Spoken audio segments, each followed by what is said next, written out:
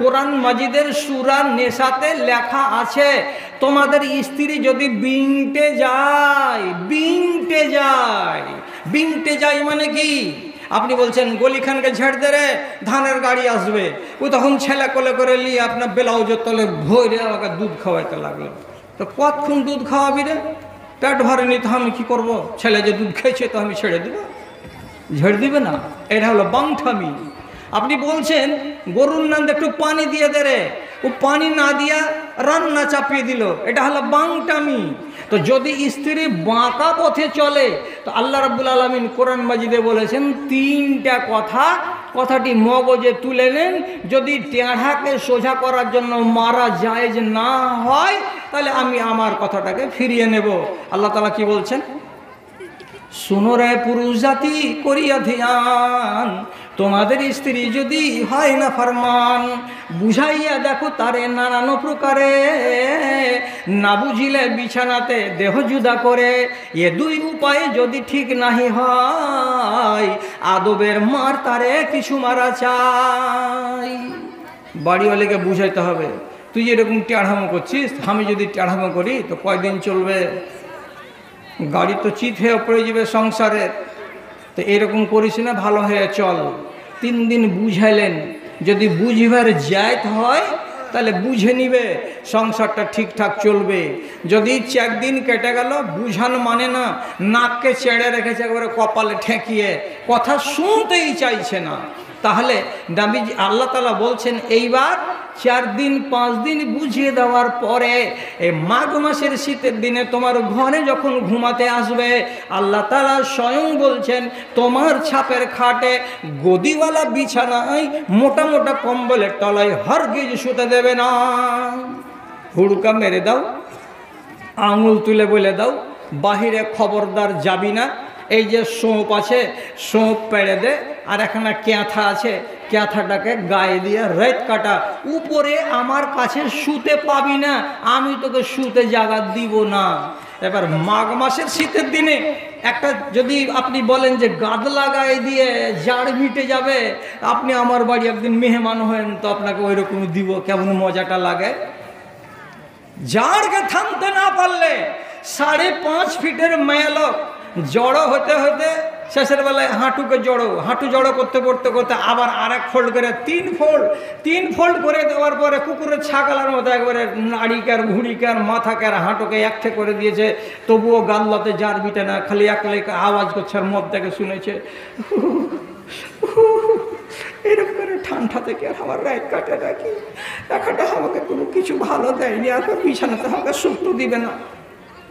এই যে বকবে তো কান পেতে শুধু শুনেন, আর মাঝে মাঝে যদি বলার ইচ্ছা থাকে তো খালি একটু করে বলেন, তোর চরিত্র গুণে আলাদা করেছি, আমি শখ করে আলাদা করিনি। মায়া লোক কেউ বিহা করে লিয়া আনে আলাদা শুয়াবার জন্য নাকি? হ্যাঁ, তোর অভ্যাসের কারণে আলাদা করেছি। এত টেঁড়া হয়ে কে চলে? এক্ষুনি সোজা হয়ে যা, গদিতে টেনে নিব, আর এক বিছানার তলাতে কম্বলের তলায় আরাম করে ঘুমাইতে পাবি। যদি আল্লাহ দেয় ও টেঁড়ার পেটের টেঁড়া বেটি ছেলে না হয়, সোজা হয়ে যায়, তাহলে আলহামদুলিল্লাহ। আর যদি 4 দিন অমনি করি ফের কেটে যাই গোদ লাগাই দিয়া, তাহলে তো আপনি 4 দিন বুঝাইলেন, 4 দিন আপনার বিছানে জুদা করা হলো, 8 দিন কেটে গেল, তো এই যে বেখাসলে তার বেটি ছেলে এই তো মাসকে মাস কাটিয়ে দিবে, তাহলে তো আপনার খরা হয়ে যাবে। কি করবেন তাহলে আপনি?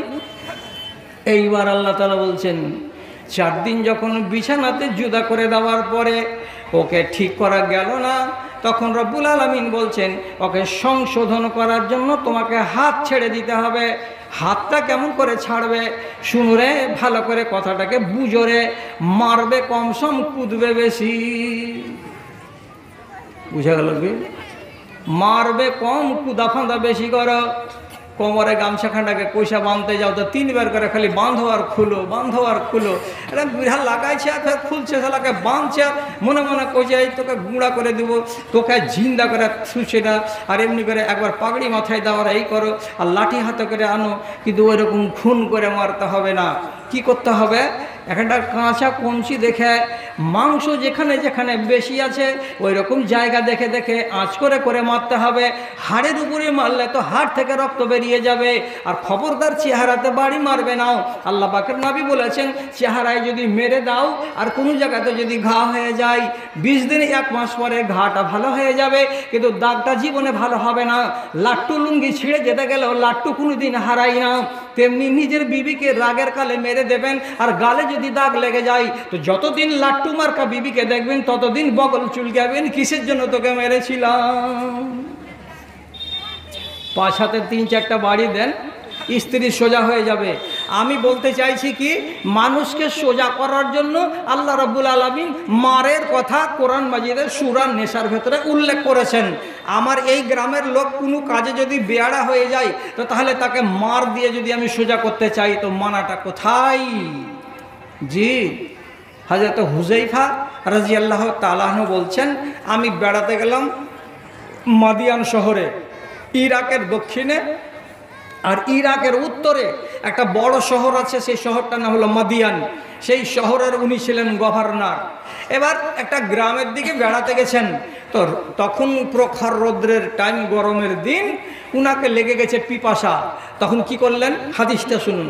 ফাস্তাসকা মিনান নাসে, হযরতে হুযায়ফা বলছেন, এ লোকেরা বাড়ি যাও, আর যাওয়ার পরে কেউ একজন নিজের বাড়ি থেকে একটু ঠান্ডা পানি এনে দাও, আমাকে বড্ড পিয়াস লেগেছে। সাথে সাথে একটা কৃষক, একটা হাল ঠেলা লোক বাড়ি গেল, আর বাড়ি থেকে একটা চাঁদির বাসনে 1 বাসন পানি, 1 গিলাস কিংবা 2 গিলাস পানি হবে, একটা চাঁদির পিয়ালাতে করে নিয়ে এসেছে।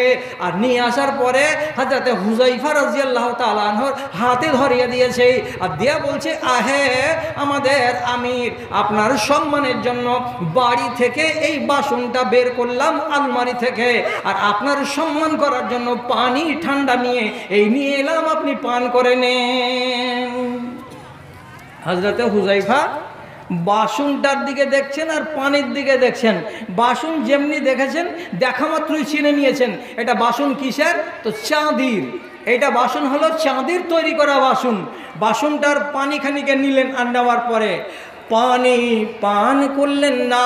ফারামাহু আলা ওয়াজহিহি, যেই লোকটা পানি এনেছিল তার মুখের উপরে পানি সমেত পিয়ালাটাকে এমনি করে চালিয়ে দিল জোর করে, বুকের কাছে গিয়ে লাগলো পিয়ালাটা, পানিগুলো সব গায়ে বহে গেল, আর পিয়ালাটা তার বুকে লেগে জমিনে দুম করে পড়ে গেল। এত কেন কাজ করে দিলেন, কিসের জন্য পানি পান করলেন না? আর যে লোকটা সম্মান করে পানি দিয়েছে তারই বুকের উপরে, তারই মুখের উপরে বাসন ছুঁড়ে কিসের জন্য মারতে গেলেন? কেন মারতে গেলেন?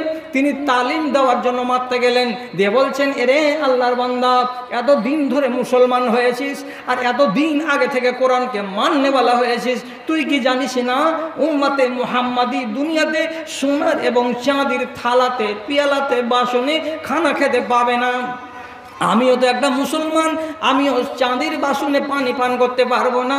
এবং নবীজি বলেছেন, যারা যারা সোনার বাসনে পানি পান করে, যারা চাঁদির বাসনে খানা খায়, ইন্নামা ইউজারজিরু ফি বাতনিহি নার জাহান্নামা, সেই লোকটা খানা খায় না, বরং সোনা আর চাঁদির বাসনে যারা পানি পান করে, খানা খায়, তারা নিজের পেটে জাহান্নামের আগুনকে গল গল গল গল করে ভরে নেয়। অতএব আমি জাহান্নামের খানা খাবো না, পানি খেয়ে নেওয়া মানে জাহান্নামের খানা খেয়ে নেওয়া। তার জন্য তোমার মুখে মেরে দিলাম, তুমি কেমন মুসলমান যে চাঁদির বাসনে তুমি পানি পান করো? তাহলে একটা মানুষকে শিখাতে গিয়ে বুকের উপরে পানি ছুঁড়ে মেরে দেওয়া, এটাও করা যায়?